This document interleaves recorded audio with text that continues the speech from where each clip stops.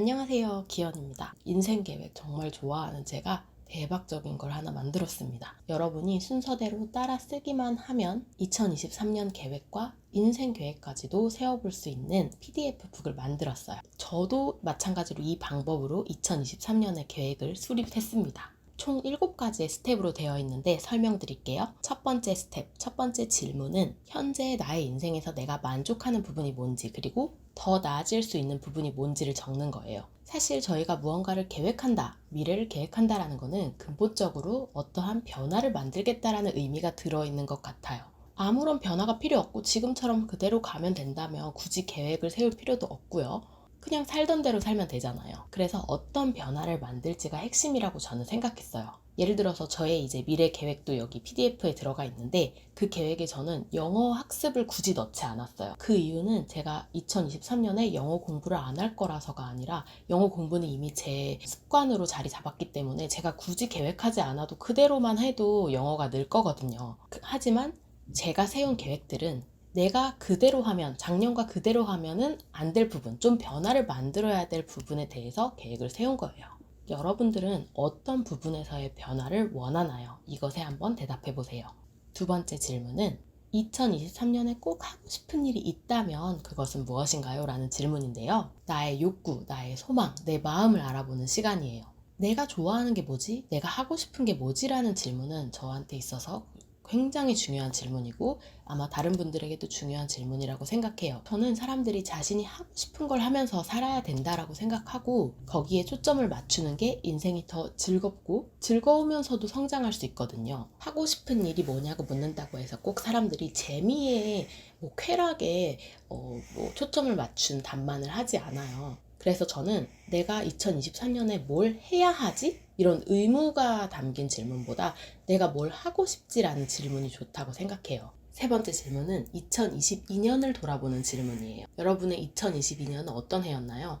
저도 이거를 작성하면서 더 명확해졌어요. 제가 쓴 이북에 실제 제가 2022년을 돌아본 그런 내용들을 적어놨는데 2022년이 그냥 빠르게 지나갔다라고만 느꼈어요. 굉장히 빠르게 지나갔거든요. 그런데 보니까 제가 되게 중요하고 의미 있는 일들을 많이 했더라고요. 그러니까 몇 가지 중요한 일들을.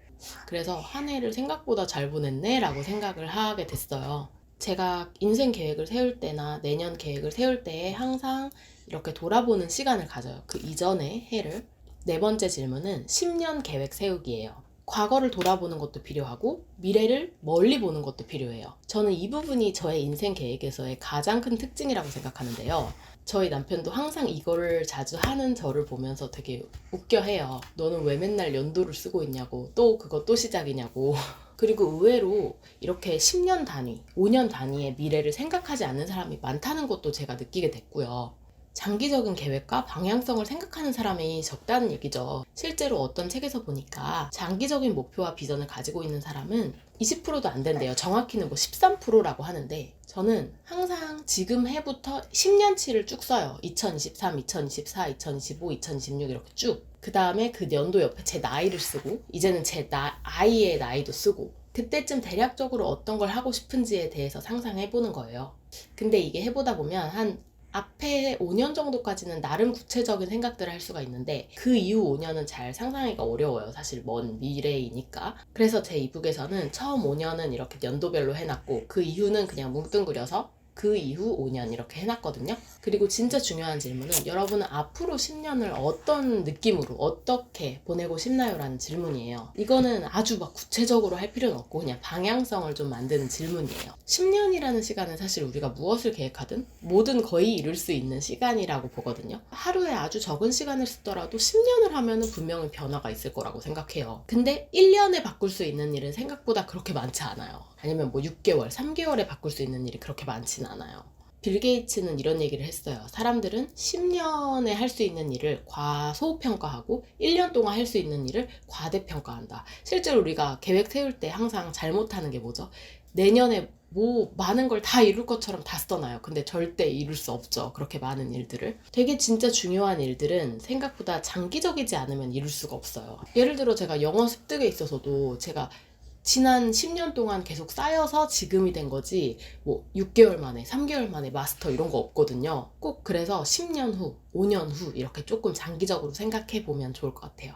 다섯 번째 질문은 2023년의 계획으로 이제 다시 돌아올 건데요. 10년의 방향성을 생각해 보면 그럼 2023년에는 뭘 해야 되지? 라는 걸 좀 알 수가 있어요. 여기서 제가 중요하다고 느끼는 포인트는 목표를 많이 쓰는 게 아니라 줄이는 거예요. 줄이는 게 더 힘들잖아요. 여러 가지 막 10개의 새해 목표 쓰면 그거는 그냥 쓰고 마는 거예요. 사실 크게 의미가 없다고 보는데, 왜냐면 그 목표들에 집중할 수가 없으니까요. 세 가지의 가장 중요한 목표를 정하고 그 중에서도 정말 단 한 가지의 목표를 정하는 게 중요하다고 생각해요. 이게 제가 요즘 캐스 영어의 브랜드 가치를 도출하는 작업을 하면서 굉장히 도움을 많이 받은 방법이거든요. 저희가 최근에 이제 우리 회사의 가장 중요한 가치를 4가지를 뽑았고, 그 중에서도 가장 중요한 정말 핵심적인 가치 한 가지를 뽑았거든요. 그 과정에서 힌트를 얻어서 여러분들이 목표를 3개만 정하고, 만약에 더 많이 쓰게 되면 한 5개, 6개 쓰게 됐다 하면 그 중에 소거법을 통해서 정말 내가 더 중요한 게 뭔지, 덜 중요한 게 뭔지 생각을 해본 다음에 뺄 건 빼고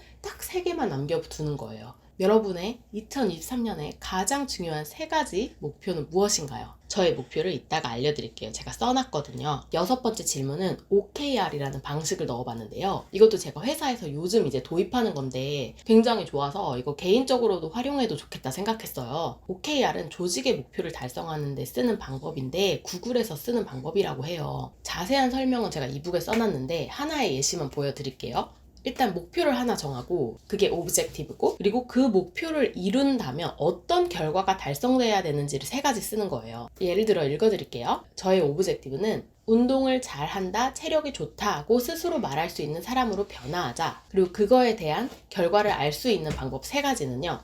첫 번째, 매일 10분 이상 운동을 하는 것이 습관이 된다. 하루에 10분이라도 홈 트레이닝을 안 한 날이 없도록 한다. 이것이 달성된다면 예전과 다르게 내가 운동을 꾸준히 하는 사람으로 변화한 것이라고 생각할 수 있다. 이렇게 썼고요. 2번째는 스스로 외워서 짬날 때마다 하는 운동이 10개 정도 된다. 요즘에는 제가 한 3, 4개 정도, 5개 정도의 운동을 외워서 하고 있는데, 앞으로는 한 10개 정도를 해서 제가 머릿속에 갖고 있는 게 있었으면 좋겠다라는 거고, 그 다음 키 리절트는 몸과 체력이 달라진 것을 느낀다라고 생각하게 된다. 실제 변화를 스스로 느낀다. 몸과 체력이 어떤 느낌으로든 긍정적인 쪽으로 변화했는가? 라는 질문에 yes로 답할 수 있다. 제가 이 3가지 키 리절트를 나중에 체크해 봤을 때 yes라고 다 답할 수 있으면 저는 이 오브젝티브가, 저의 목표가 이루어졌다고 볼 수 있는 거죠. 이제 마지막 7번째 질문은 2023년의 목표를 실제 글로 적는 거예요. 제가 보여드릴게요. 짜잔. 저는 이렇게 적었고요. 그 다음에 눈에 보이는 곳에 두는 거예요.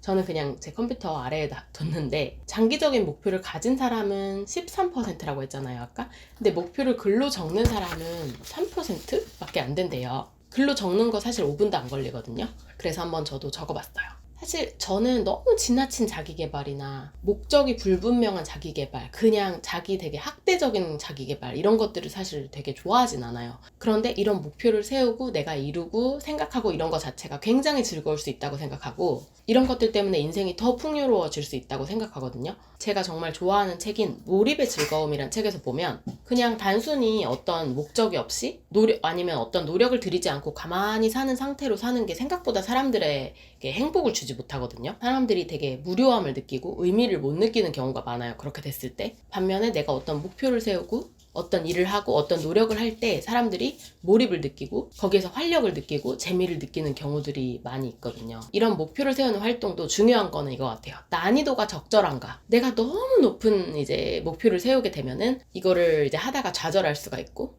너무 목표가 쉬워버리면은 또 별로 재미가 없고 몰입이 되지 않겠죠. 그래서 우리가 이렇게 계획을 세울 때, 목표를 세울 때는 적절하게 달성 가능하면서 그래도 조금 어려운, 내 지금 수준보다 조금 발전해야 하는 그런 수준이 좋을 것 같아요. 오늘 PDF 이북은 다운받는 방법이 더보기란에 나와 있어요. 여러분이 성함과 이메일을 남겨주셔야 제가 이제 또 발송이 되기는 하는데, 한번 참고해 보시고 필요하다 느끼시면 신청해 주시면 됩니다. 오늘 이렇게 찍고 있는데 중간에 또 아기가 일어나가지고 잘 찍혔을지는 모르겠지만 일단 여기까지 하겠습니다.